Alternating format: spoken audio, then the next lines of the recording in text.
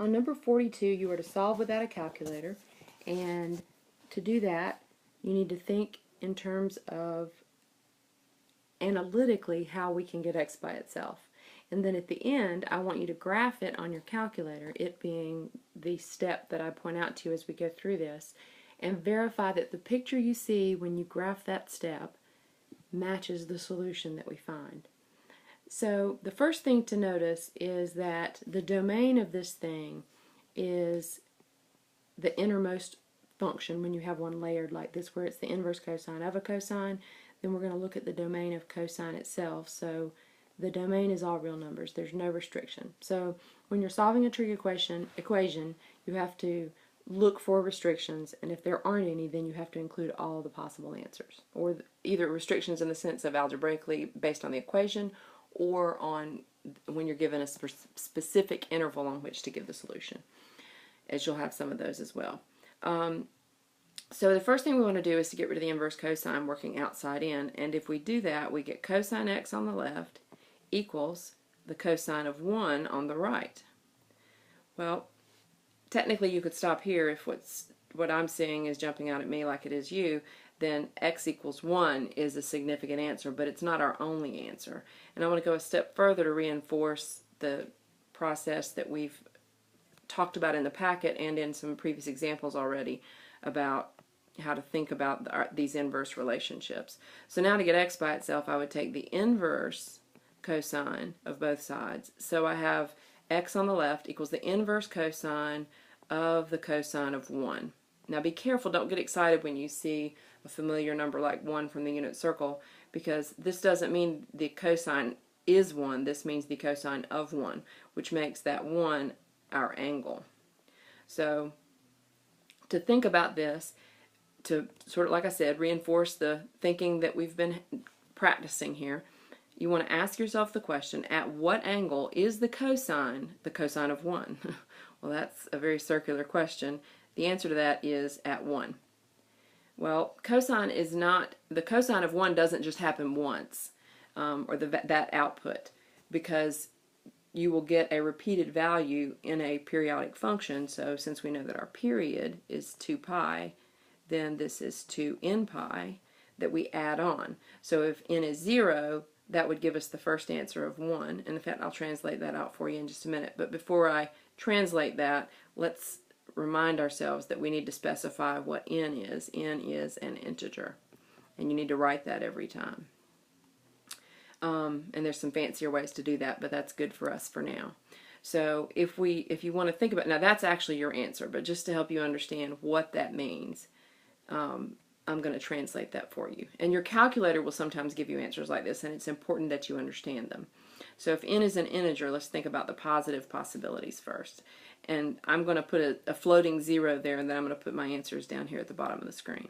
Well, if n is 0, then that will be 1 plus 0. So 1 is going to be sort of in our center. And then if n was 1, that will be 1 plus 2 pi.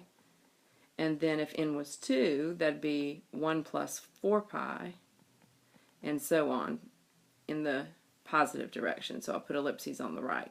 And then going backwards, we got 1 from n equals 0, so now we'll go backwards to the left by saying, what if n was negative 1? So then that would be 1 minus 2 pi. And then if n was negative 2, that would be 1 minus 4 pi. And again, we'd go on forever in both directions. So that's how that works. The step you should probably graph in your calculator, the easiest way to do it as far as putting it in your calculator, is this step, the first step we took, and put cosine x in as your y1 and cosine 1 in as your y2, which is going to be a horizontal line.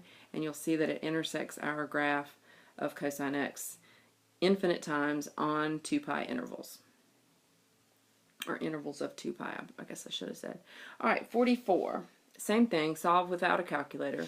Again, tangent is periodic, so I know that there's going to be lots of times, and you could graph this straight in your calculator as you see it, but I would still need to see the analysis to show us the answer. But this would go on forever because of the fact that it is periodic, forever in both directions, unless we have a specified interval on which we're solving, which we do not have here. So the first step and the only step here analytically is to get rid of tangent by taking the inverse tangent of both sides.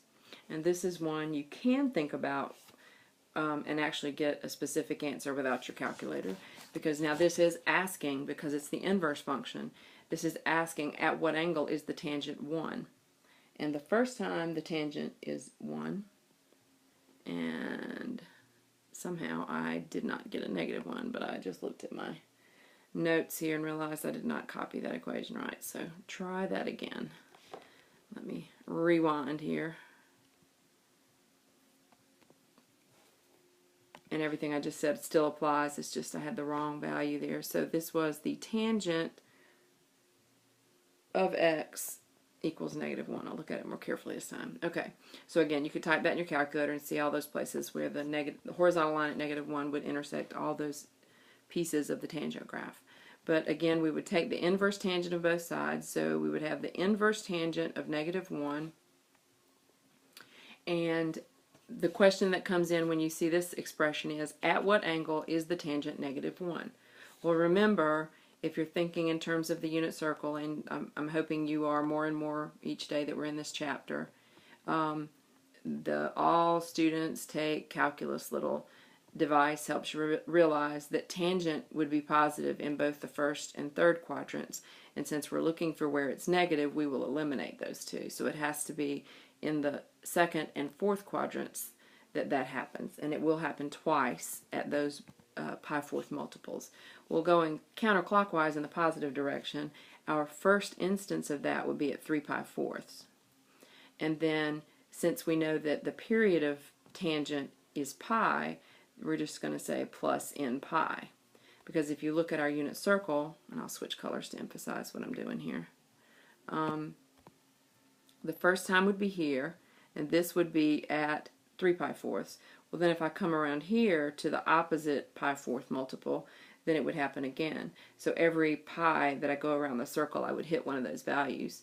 So that's why we get that, well, that's not why, but that reinforces the fact that we can use our period to denote the repeated values here, again specifying that n is an integer. And again, even though the directions don't ask you to do this, you will understand your trigs so much better if you graph these and look at the pictures to validate what we just did. All right, on number 46, this is sort of like number 42 was, in that I have two things going on. But once again, we start with the innermost part to consider what our domain will be, and it's going to be all real numbers. So again, we're going to have an infinite number of solutions here. And the first step would be to take the sign of both sides to get rid of that inverse sign first, because we're trying to get x by itself. And I don't know why I just wrote x equals that. I'm getting ahead of myself.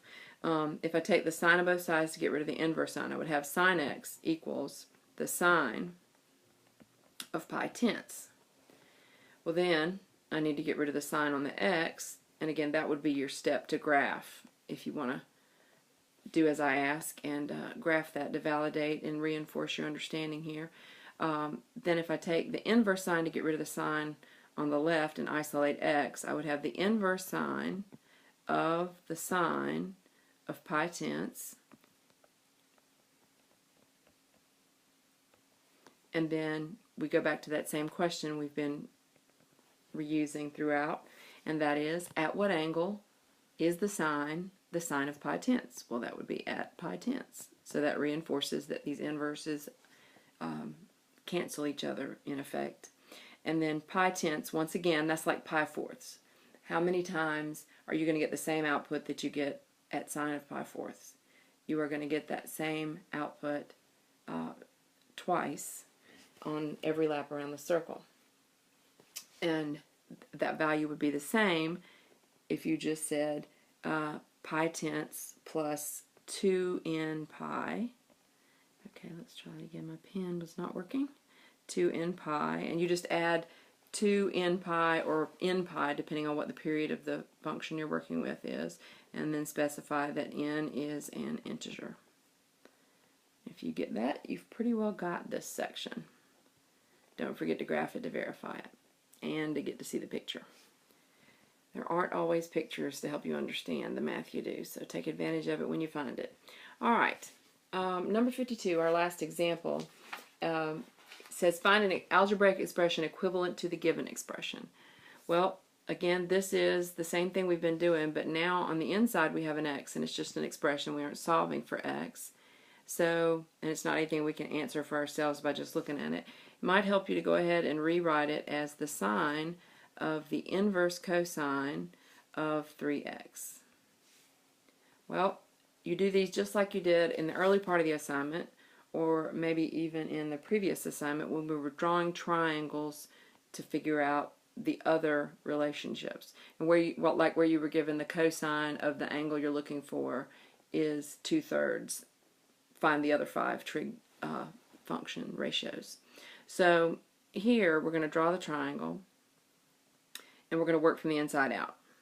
The inside is the inverse cosine of 3x. Well, what that says is at what angle, and we're going to put a theta in our triangle, at what angle, and we're drawing a picture of this angle that's described here, is the cosine 3x. Well, cosine is adjacent over hypotenuse, so I'm going to put the 3x as my adjacent, and because I can always do this, I put a 1 under the 3x when it's not a fraction.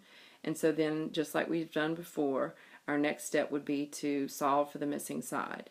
So we write 3x, and don't forget your parentheses around the 3x or you will come out with the wrong answer. 3x plus b squared, 3x squared plus b squared equals 1 squared. So then if I'm working to get b squared by itself, I would square the 1 and get 1. And then I would square the 3x, and I'm not adding that, I'm subtracting it from both sides. So now I would subtract 9x squared, and then I would take the square root. So my missing side is the square root of 1 minus 9 squared.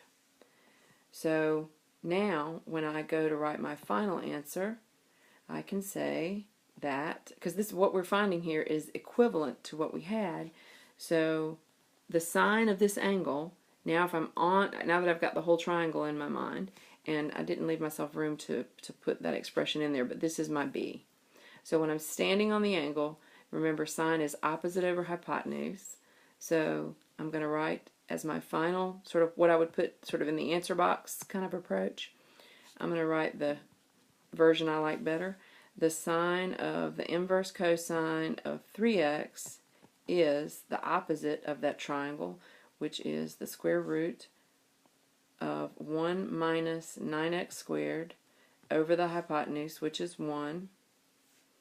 So obviously our final answer then is 1 minus 9x squared. And you won't always be able to reduce it or whatever. Sometimes your answer will come out on this step. But since we just had a 1 on the bottom, we got rid of it. And that's the end of our examples.